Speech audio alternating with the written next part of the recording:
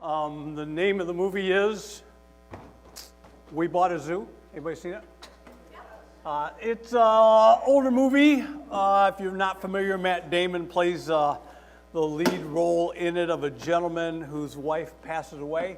And the gist of the movie is how he processes grief, how he starts again. But he's got a couple of small kids and they buy a house. And along with the house comes a zoo that they weren't expecting, all right? And so just all the kind of the quirks of just like how do you pick up and move on when something traumatic like the loss of a mom and a wife happens. And so he's navigating his own grief, his children, but he's moving forward. That's the gist of it. How do we keep going ahead? And there comes a point in the storyline where his son, teenage son, I'm going to say 13, 14-ish, 15, takes an interest in a girl. But he doesn't really quite know what to do about that interest in a girl. And so he's going to his dad, he's looking for some advice, and this line is, I'm going to say it, and if you've seen the movie, it probably resonates with you.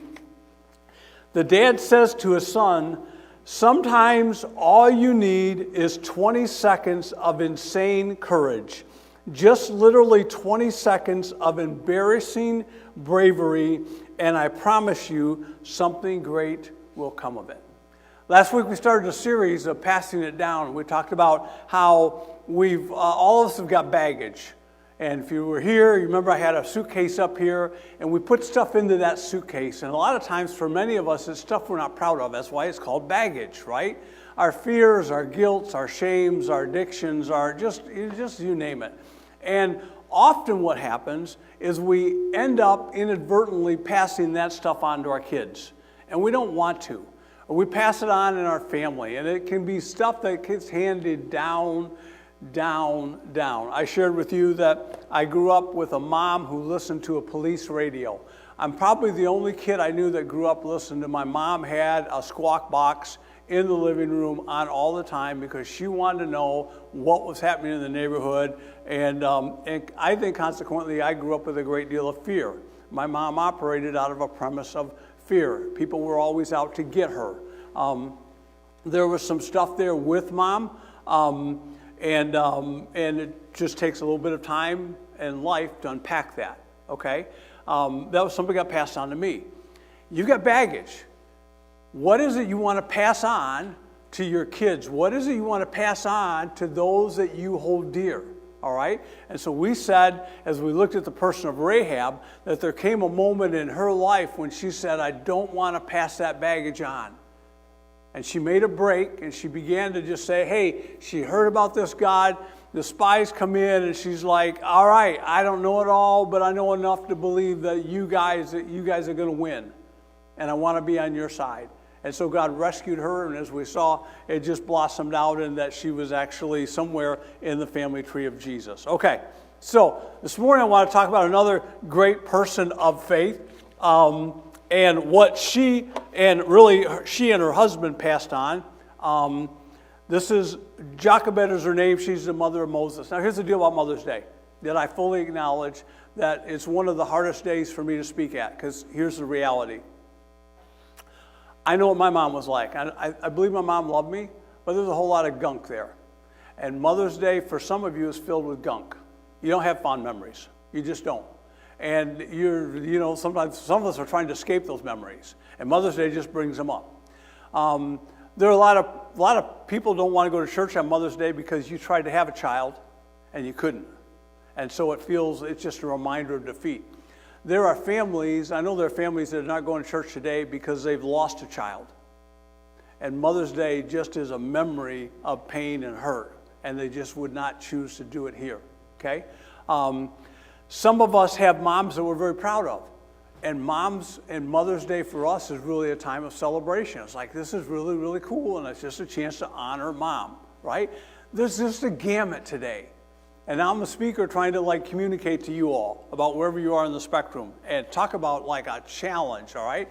So what I want to do today is, and a lot of times guys just tune out. Well, it's Mother's Day. He's going to talk about moms. No, I want to talk about all of us. And what I want to talk about today is the faith that it takes to have courage, because I believe that when we can come to a spot of passing along courage to those, we give them freedom. If we pass along our baggage, we end up trapping people.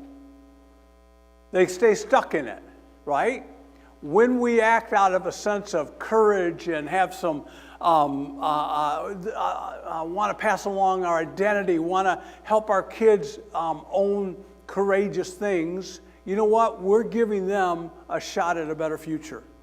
When you do that for your friends, it's not just your kids.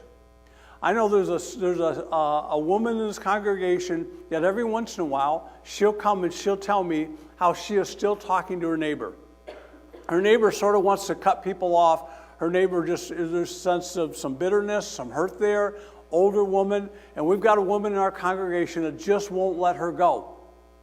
Keeps reaching out to her, keeps inviting her, keeps checking in on her. That's an act of courage, because most of us, if someone just said, hey, get out, we'd leave. But we got a dear lady here that just won't let this lady go, okay? You can be a person of courage to your spouse, to your people at work, to extended family. It's not just about your kids today. And so if you have a Bible, I want to introduce you to this, basically I'm going to call them Moses' parents, all right? But their names are Amram and Jochebed, and Exodus 6:20 is where they're listed together. But I want to read you a simple verse in Hebrews, chapter 11 of Hebrews, called the Hall of Fame of Faith, where they're not even named. I thought that was interesting. There's a lot of names, and Moses is named there. Hebrews 11:23 said, by faith Moses' parents hid him. Moses' parents. By faith Moses' parents, Moses is the primary character here, but his parents are the ones who gave him the courage to live the life that he lived. By faith, Moses' parents hid him for 3 months after he was born, because they saw he was no ordinary child, and they were not afraid of the king's edict. That's all there is. Yeah, one verse of a couple of people. Who were they? I did a little bit of digging from the tribe of Levi. They didn't do really anything superstar. There's just nothing there that you read that like, oh, they were like a priest, or like they were really high up, or like they were just, everything you read is they were just regular people. Just a couple. And they had 3 kids. They had Miriam, a daughter. They had Aaron, their secondborn, and Moses was the baby. Okay? And into this world, their world at the time, one of the things that I want to remind you that I got from them, if we go back now to Exodus 2, which tells their story, is it was a pretty nasty time. Joseph had a lot of clout in the kingdom. But Joseph dies, and about 200 years now after Joseph, there's a new Pharaoh that rises up. And chapter 1 gives a story, and they're looking at all these Hebrew, Israel people, and they're saying it's just a lot of them, and like, oh man, if we were ever attacked, they'd take the enemy's side. We got to like rein them in. And so we read in chapter 1 stuff like they put slave masters over them in verse 11 to oppress them and force them to labor. They made their lives bitter, verse 14, with hard labor, in brick and mortar, all kinds of work in the fields. They used them ruthlessly. It was not a pretty environment. It's easy when we look at culture and we look at life and we go, it's not easy. Not easy to raise a kid in this, right? And it sort of feels like every generation looks at raising the next generation and going, how are we going to do it? It just really looks hard. There came a point, Pharaoh said, if they have babies, if it's a boy, you need to kill them. You need to put them in the Nile River. You need to drown them. You need to smash their head with a stone. I don't care what you do, but we're not having any more male babies. And basically the women that were charged with helping to deliver these Hebrew babies, Pharaoh brings them in because they're like, hey, I'm hearing stuff. Like, you're letting babies live. And they're like, oh, by the time we get there, it's too late. Can't do anything about it. And so then we read that verse 22, Pharaoh gave this order to all his people. Every boy that is born you must throw into the Nile. So he just basically turns all the Egyptians loose and says, look, if you hear people, the Jewish people having babies, take it upon yourself. If it's a boy, kill it. Man, you imagine living in a culture like that? Can you? Except we did, right? I'm not trying to be political, but that's what abortion was, abortion on demand. So we know in America what it's like to kill babies, okay? We know what it's like to not give value to those who are in the womb. And into this world, this couple, regular couple, has a son that they know is supposed to be put to death. And one of the things that just struck me here, as we read in Hebrews 11, was they weren't afraid of the king's edict. They knew what the king said, but in their courage, they were not going to surrender to the darkness around them. Hey, all of us, not moms, all of us. It's easy to look at the circumstances around and wring our hands and say, oh, man, how are our kids going to make it? How are we going to make it? How can we keep? How can we maintain? How can we? And it's easy to adopt a mindset that wants to quit, that feels beat up, that feels like there's no way. But this couple believed that God could find a way, and so they had their son, and they refused to put their son to death. Don't surrender to the darkness that you see. Be a person that stands up for what is right. Let it begin with you. You have the courage to rally people around you to say, this is not the way we're going to do it. Starts with one. It doesn't take 10 of us, but it would take one of us to step into something and say, no, not in my house, not with my friends, not with my family. I'm going to do, by the grace of God, all I can do to stop this. I'm not going to allow this to happen. And so I was writing down and just kind of thinking with us, with Patty and I, what did we do? Okay? So one of the things that we did to protect our kids, because I think that's what I want us to, this is interesting to me. We didn't have these things.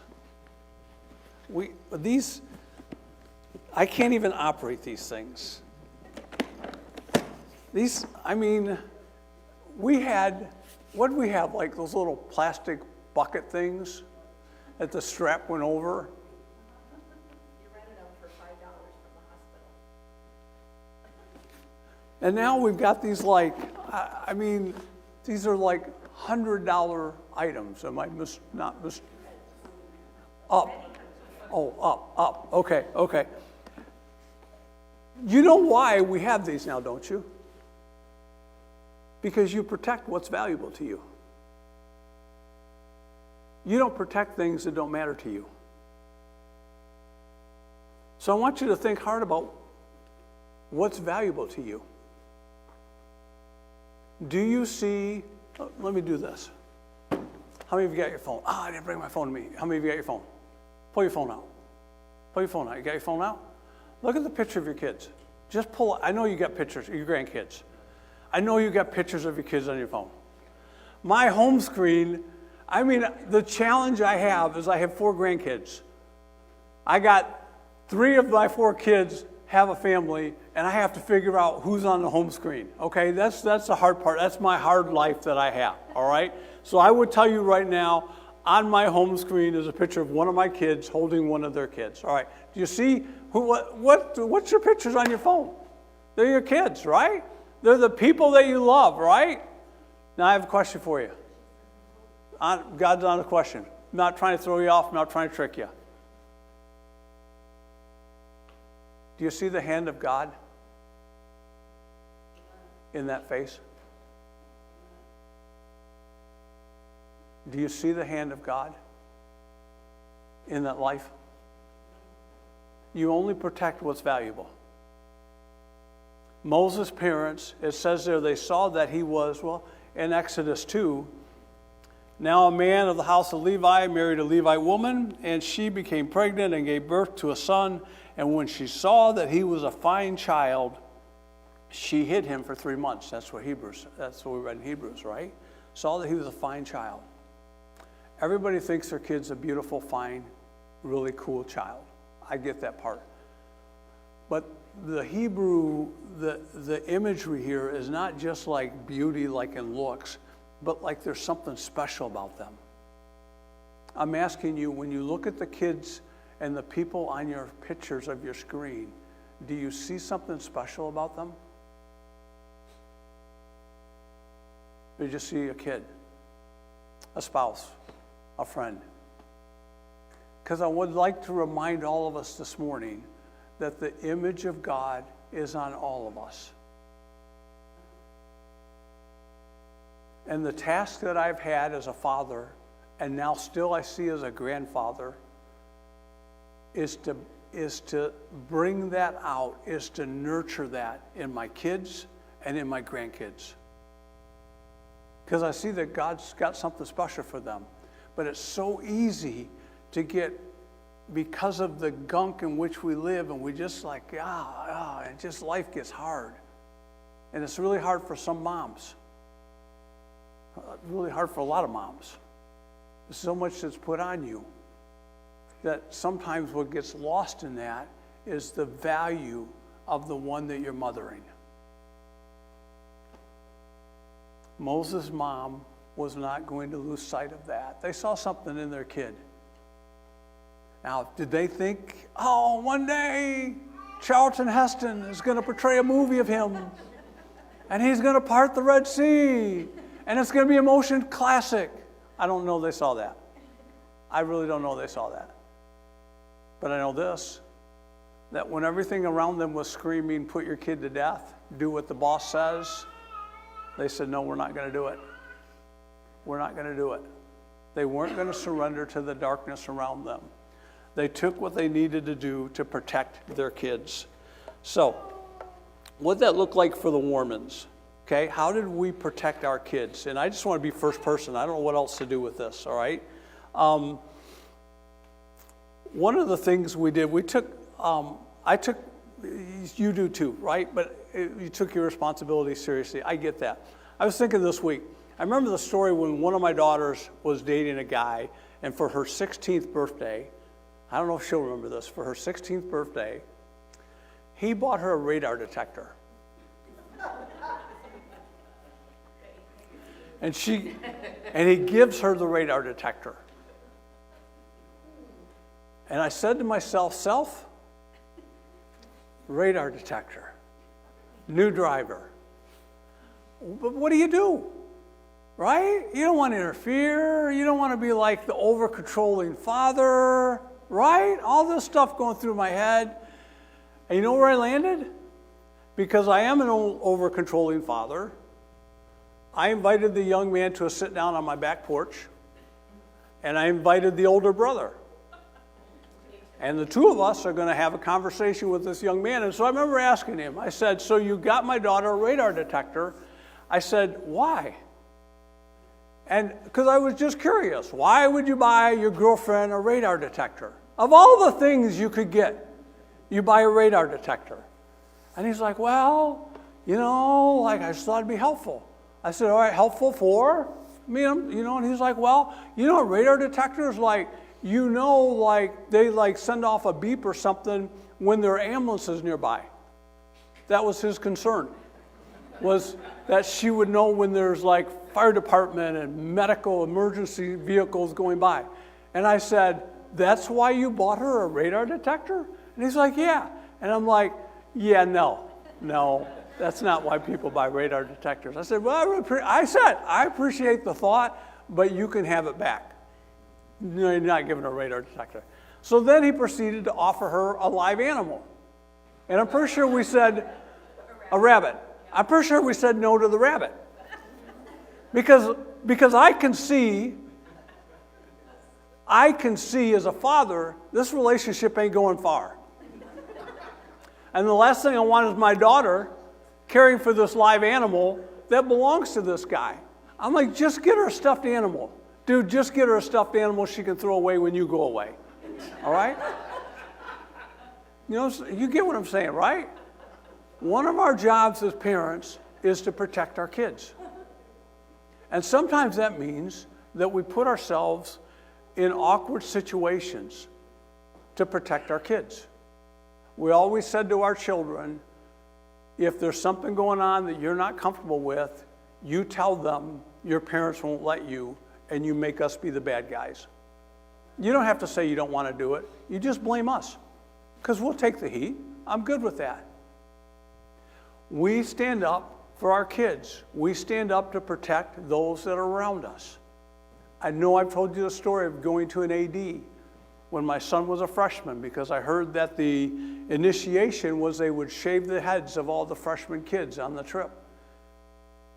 And going to an AD and telling him, I'm sitting across from you, I'm looking you eye to eye, man to man, no one's going to touch my kid's hair on this trip. And if it happens, I'll be back. And I'm not threatening, I'm just saying, in this situation, bullying is so uncool. That's all we talk about, to allow it to happen, right? It's sometimes challenging to put yourself in that spot to protect those you love, but that's what you do. You'll do this.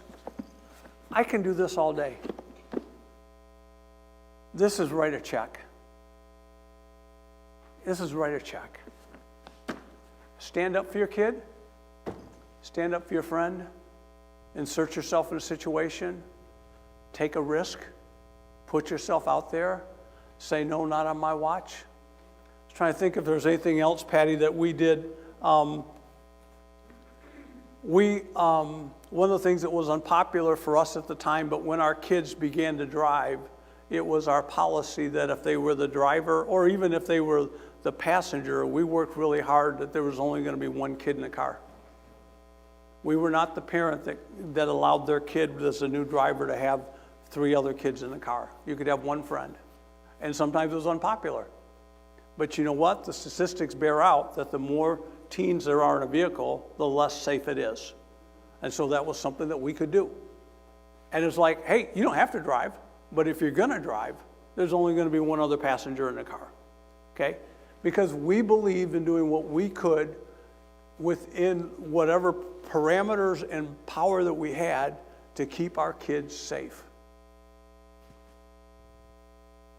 We wanted to know where they were. Made no bones about it.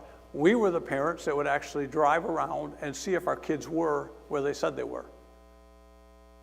And it might surprise you to know that sometimes we found out that our kids were not where they said they were. I got that from a woman in Michigan who I was flabbergasted to find out that she would stand behind trees and spy out on our kids. Blown away by this woman. But I tell you what, she was a fierce protector of her kids. And her kids knew it, right? So I think when we're talking about protecting our kids, it means we're not going to give in. Even though it looks bad around us, we're going to do what we can to fight for our kids, to fight for our people, the people in our sphere, the people that we influence. The second thing that I noted that Moses' parents did for him was they tried to instill in him the courage to do hard things.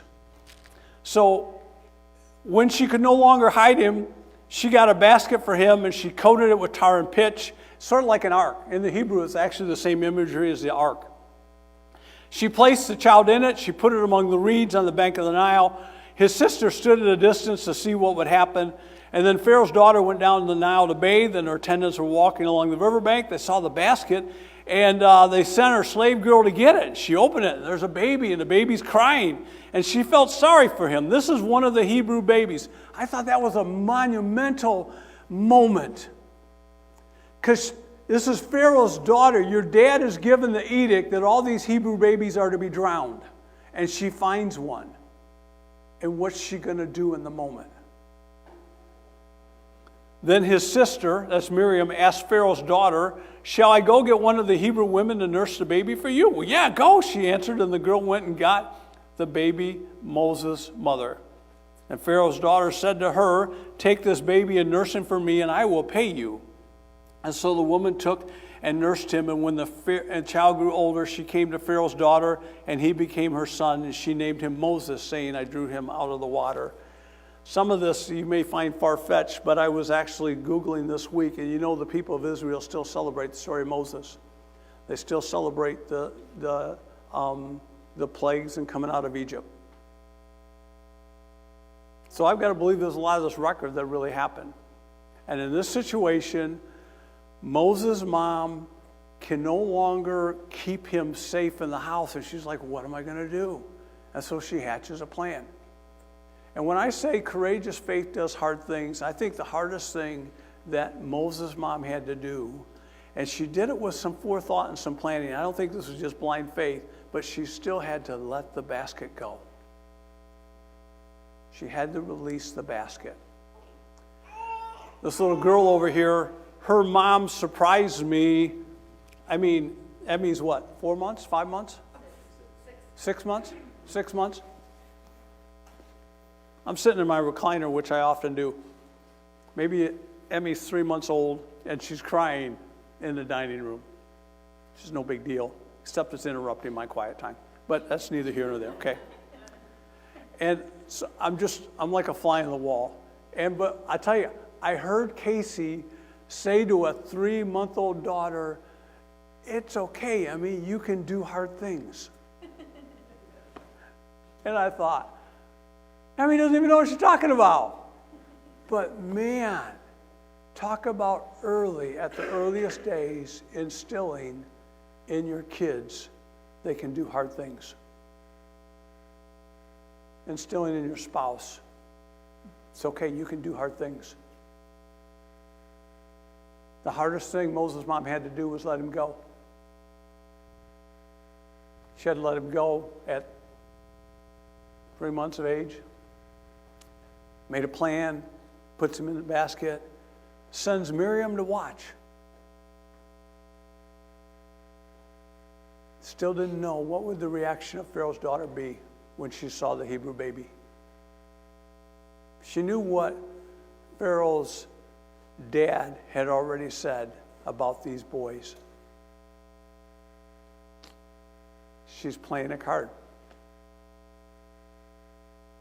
Teach your kids to do hard things. How do you do that? Okay? Let me give you a couple things that just struck me. I think the language we use matters. I think Casey's saying to Emmy, "It's okay, Emmy, you can do hard things." And if she stays with that and you grow, and your kid just grows up hearing, "You can do it. You can do it." I think after your kids fail, being there and picking them up, and your tone and how you handle that is going to be crucial to do they get up, or will they wallow in like, I'm a loser. Look what I did. What's the message you send after your kids mess up? I think we help our kids do hard things when we encourage them to do new things, try new things. I think we help our kids do hard things when they have to take ownership when they screw up. I love talking to teachers. I got one in the back, but we've had conversations. I love talking to teachers about whose fault it is when kids mess up. Rarely is it the kid's fault. Almost always the teacher's fault. Sounds like an overgeneralization, but I hear too many stories of, in this culture, kids mess up and it's someone else's fault, which all you're doing is helping your kid be the victim. If you don't want to raise victims, help them take responsibility for what's theirs, and they own it and they have to apologize. They have to look somebody in the eye and say, "Hey, I was wrong." That's doing something hard. You know how hard it is? God is a witness. I don't want to see hands. When was the last time you apologized to somebody when you were wrong? For some of you, it's been a long, long time. If it was so easy, you would do it. But see, you've got to humble yourself. You've got to swallow your pride. There's got to be something in you that just says, I screwed up. I was wrong in this. Right? And when we don't do it, when we don't do it to our kids, what have we just modeled to them? What did we show by our example? Because our kids know when we're wrong. But if we don't say, oh man, I blew it there. That was on me. Then they just learn that it's okay to skirt responsibility. Our friends. Help our friends own stuff. Not as the police, not as scolding, but just helping them to be the person that says, oh man, I messed up here. The last thing here I just want to leave you with is that I think so courage, passing on courage, like it doesn't quit when things are hard.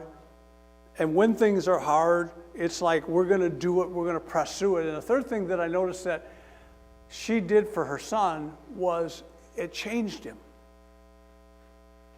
She gave him the faith that allowed him to lead a nation. But you know, more than Moses, you know the thing that I was struck with? The sister, Miriam. She's the one who was old enough to watch all this. What was she seeing by the example of her mom in letting her son go, but saying to Miriam, hey, go watch. And Miriam's there and knew what to say. Hey, I know a woman. I know someone that could help here. What did Miriam grow up with knowing about her parents' faith?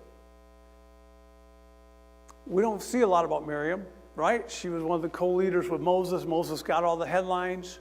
But Miriam was every bit as much there, learning of this. I think when you and I exhibit courageous faith, it touches and changes the people around us. Help your kids have an identity. Help your kids know who they are. How do you do that? How do we do that? It's a Bible for toddlers. All our kids went through it before they could read. We were telling the stories. We were sharing with them that wanted them to understand that Jesus loves them, God loves them, God is for them. I wanted that as part of their DNA. Occupational hazard. I'm a pastor. I was reading a book last night that reinforced it with me, not looking for this, but it just struck me that the overwhelming identity people have today. Are you ready? See if you identify with this. We're all consumers. Our identity today is fueled by the type of phone you have, where your house is, how much money you have, what's the name brand of the clothes on your back, what kind of car do you drive. We, in our world today, form our identity around our stuff. And you know it's true because when the stuff starts to go away, the panic that sets inside of you. You're not a child of God. You're not a father. You're not a son or daughter of the Father. There's not a belief that the Father has you. I read this quote last night that the guy that just really was like, whoa, the only God in the Bible that Jehovah God says watch out for is what? Can you name him? What's the only God in the Bible that Jesus specifically said watch out for? Mammon. You cannot serve God and money. Your identity. But somewhere back over the last 100 years, we've been duped into believing that our identity is tied to our stuff. And so here's the challenge for us, is to help our kids see that their faith is real, that Jesus is for them. And I think Moses' mom modeled for Aaron and Miriam, here's what it looks like. We're trusting God with our youngest. We're letting him go. I don't think Moses' mom ever saw him part the Red Sea. I don't think Moses' mom ever saw him do the whole 10 plagues and lead the people out. But there's a huge part of me that believes that he did that because his mom believed God and trusted him. Can I remind you of something? Your kids might not believe God right now, and what they need is you to believe God for them until they get to the spot where they can believe for themselves. You may have a spouse right now that doesn't believe God, and they need you to believe God for them until they can get to a spot where they believe God for themselves. Don't underestimate the power of your trust in God on those you love. I say here on the screen, you may not see the full impact of your faith, but someone's going to walk in it. And I'm here today because of a grandma. I'm here today because of a grandma. You know what I wish I knew that I don't? I wish I knew who influenced my grandma. I don't know who that person was. And so as I look at these little ones, I don't know. I really don't know. I don't know what time I've got left. But if I can be an influence on their parents and somehow at this age just hug and hold and love and assure that they're safe, I feel like that's what God's given me to do. Make faith and love for Christ normal in your house. Pray over your kids. Pray with your kids. More than just meals. Our grandkids sometimes will spend the night at our house. And I have on more than one occasion stopped by their door and prayed for the kid in that room. Prayed that God would be real to them, that they would know Jesus, that their faith would be real, that God would protect them, that God would help them grow. And they're just babies. But that's what your faith will do. Tell your stories of God's faithfulness. I went to Michigan. Where'd it go? You know, I have my Petoskey stone. My Petoskey stone, right? You know what I did in Michigan? I bought my grandson a Petoskey stone. Does he know the story? Can he comprehend the story of me finding a Petoskey stone when I needed it? Nope, he doesn't know it yet. You hear what I just said to you? Doesn't know it yet. What are the stories you're passing on of your faith to your kids? They need to hear them. Because that's God working in your life that's going to communicate to them. So here's what I leave you with. Team's coming up. No, actually, Gina's coming up. She's going to have this big drawing that we have. Come on up. Gina. Or not, I can just shout. Before Gina does the grand announcement and we do a drum roll and all that other stuff.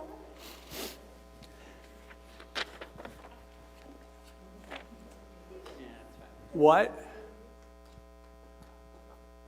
do your kids need from you?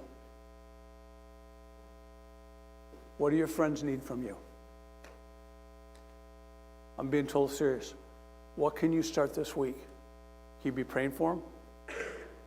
Sharing a story? Reminding them who they are?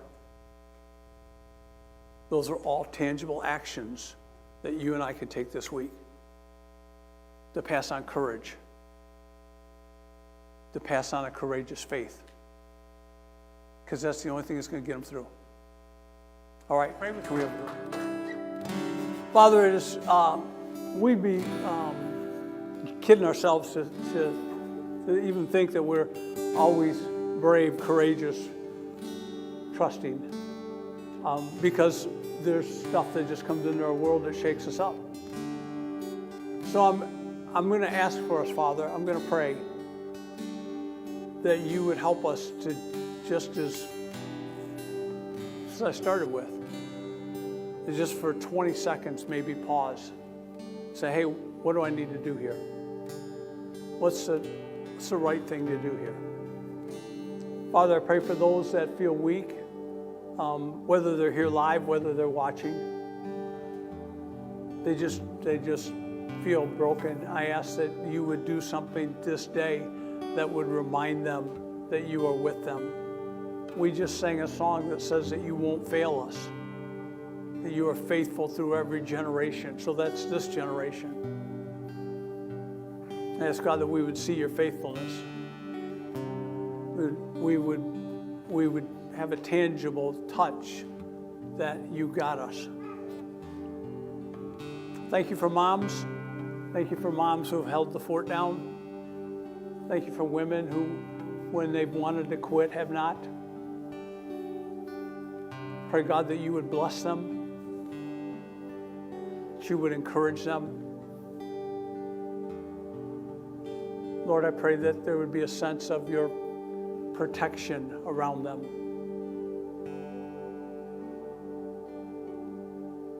Give us what we need, Father. In the name of Jesus, our Savior, we pray. Amen. God bless you as you go. Happy Mother's Day. We'll see you again soon. Take care.